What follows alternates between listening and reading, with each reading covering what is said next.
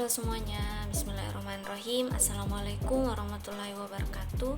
Perkenalkan, nama saya Lulu Windasari dari Fakultas Kesehatan Masyarakat Universitas Muhammadiyah Palu, jurusan Epidemiologi. Baiklah, sebelumnya di sini saya akan menjelaskan tentang salah satu penyakit epidemiologi menular, yakni demam berdarah Dengue. Baiklah, sebelumnya di sini saya akan menjelaskan tentang salah satu penyakit epidemiologi menular, yakni demam berdarah Dengue. Yang pertama adalah definisi dari DBD. Demam berdarah Dengue atau DBD adalah penyakit akibat gigitan nyamuk Aedes aegypti dan Aedes albopictus betina yang membawa virus Dengue. Selanjutnya adalah etiologi atau penyebab dari penyakit menular ini, yakni DBD. Virus penyebab demam berdarah Dengue itu terdiri dari 4 jenis yang berbeda, yakni virus DN1, DN2, DN3, dan DN4. Namun, perlu teman-teman ketahui bahwa tidak semua nyamuk Aedes aegypti ini pasti membawa virus Dengue. Menurut Kementerian Kesehatan Republik Indonesia, seekor nyamuk Aedes aegypti dapat terinfeksi virus Dengue apabila nyamuk itu sebelumnya menghisap darah manusia yang sedang mengalami viremia. Viremia adalah kondisi akibat adanya kadar virus tinggi dalam tubuh. Viremia dapat mulai terjadi sejak 2 hari sebelum demam muncul sampai 5 hari setelah terasa pertama kali. Ini juga lumrah disebut sebagai demam akut. Nah, virus yang masuk ke dalam tubuh nyamuk sehat tadi akan berkembang biak selama 8-12 hari sesudahnya. Setelah masa inkubasi usai, artinya virus sudah aktif dan nyamuk dapat mulai bisa menginfeksi manusia lewat gigitannya. Setelah nyamuk pembawa virus itu menggigit manusia, virusnya akan masuk dan mengalir dalam darah manusia untuk memulai menginfeksi sel-sel tubuh yang sehat. Selanjutnya adalah riwayat alamiah penyakit demam berdarah Dengue.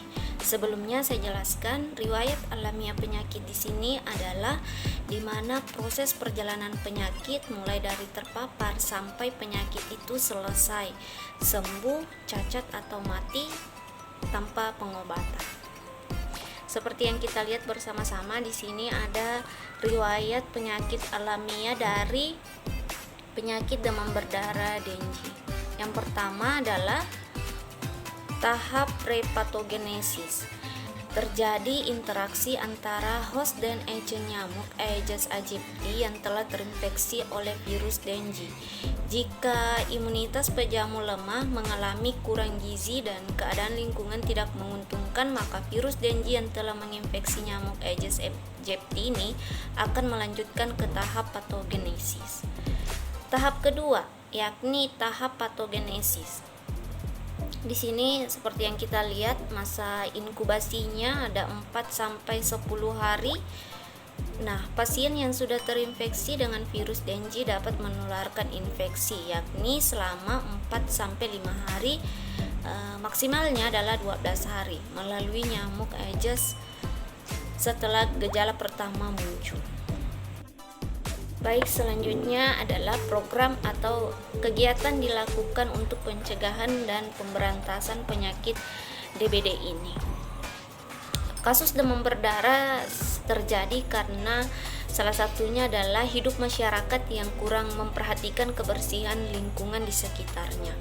Penyakit menular satu ini merupakan salah satu penyakit yang perlu diwaspadai karena dapat menyebabkan kematian dan dapat terjadi karena lingkungan yang kurang bersih. Maka dari itu, berbagai upaya harus dilakukan untuk mencegah penyakit menular ini. Salah satunya adalah melakukan PSN 3M+. Yang pertama adalah menguras, dan yang kedua adalah menutup, dan yang ketiga adalah memanfaatkan kembali limbah barang bekas yang bernilai ekonomis. Maksudnya di sini adalah daur ulang. Baiklah, kita yang pertama yakni menguras. Maksud dari menguras di sini adalah merupakan kegiatan membersihkan tempat yang sering menjadi penampungan air seperti bak mandi, kendi, toren air, drum, dan lain-lain. Saat musim hujan maupun pancaroba, kegiatan ini harus dilakukan setiap hari untuk memutus siklus hidup nyamuk yang dapat bertahan di tempat kering selama 6 bulan. Dan yang kedua adalah menutup.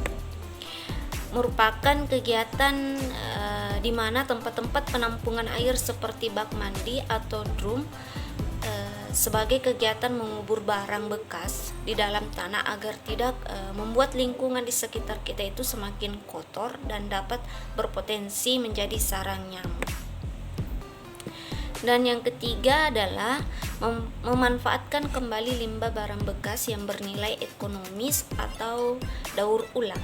Kita juga disarankan untuk memanfaatkan kembali atau mendaur ulang barang-barang bekas yang berpotensi menjadi tempat berkembang biakan nyamuk demam berdarah ini. Nah, yang dimaksud dengan plusnya di sini adalah bentuk upaya pencegahan demam berdarah dengue ini. Yang pertama adalah memelihara ikan pemakan jentik nyamuk. Yang kedua, menggunakan obat anti nyamuk, memasang kawat kasa pada jendela dan ventilasi. Dan yang keempat adalah gotong royong membersihkan lingkungan. Dan yang kelima, pemeriksa tempat-tempat penampungan air. Dan selanjutnya adalah meletakkan pakaian bebas pakai dalam wadah tertutup. Selanjutnya adalah indikator keberhasilan program penyakit demam berdarah ini. Sebagian besar masyarakat sudah menerapkan perilaku 3M+ ini.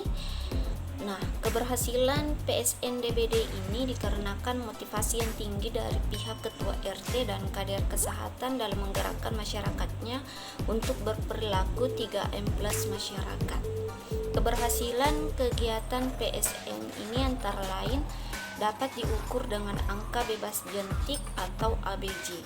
Apabila ABJ ini lebih atau sama dengan 95%, diharapkan penularan DBD dapat dicegah atau dikurangi.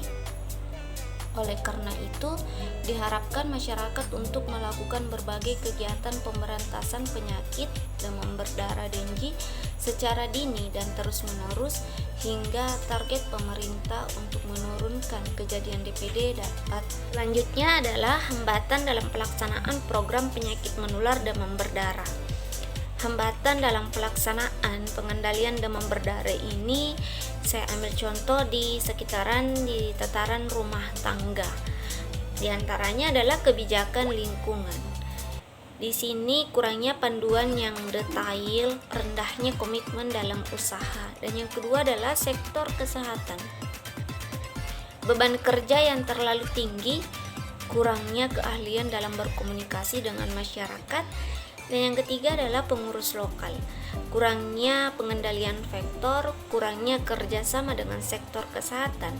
Dan yang terakhir adalah organisasi masyarakat, dalam hal ini pemimpin komunitas, kurangnya antusias dalam organisasi masyarakat ini sehingga acuh tak acuh untuk mengetahui informasi terkait demam berdarah ini.